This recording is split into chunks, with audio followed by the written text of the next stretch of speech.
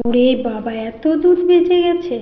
প্রতিদিন 500 করে গরুর দুধ নিই, তবে দুধটা খুব খাঁটি হয়। আর প্রতিদিন দুধ আর খাওয়াই হয় না এখন। বাটির পর বাটি শুধু দুধই জমে যাচ্ছে। আজকে মেয়ে বলল, মা কত দুধ জমেছে। আমি কি করি বলতো?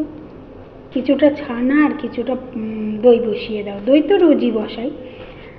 আর বাদ বাকিটা আমি বললাম এক কাজ করি, পায়েস করি। করো। চালটা এত বলে দুধটা যখনই মনে পড়লো, দুধ জাল দিতে দিতে দুটো তেজপাতা একটু বেশি, অন্য দিয়ে দিলাম। আর দিয়ে এবারে চাল নিয়ে নিয়েছি 1 লিটার দুধের জন্য 1 মুঠ চাল নিয়েছি। ওতে পায়েসটা খুব ভালো হবে। দুধটা যখন ঘন ঘন হয়ে এলো, এবার আমি চালটা একটুখানি ঘি মিশিয়ে, আগে চালটাকে ভালো করে মুছে নিতে হবে। শুকনো কাপড়ে মুছে নিয়ে একটু ঘি মাখিয়ে দিয়ে দিলাম। এবার দিয়ে নাড়তে হবে। নাড়াটা কিন্তু বন্ধ করলে চলবে না, সারাক্ষণ নেড়ে যেতে হবে। একবার যদি পায়েস ধরে যায় তাহলে কিন্তু সেই পায়েস খাওয়া যাবে না, পোড়া পোড়া গন্ধ ছাড়বে।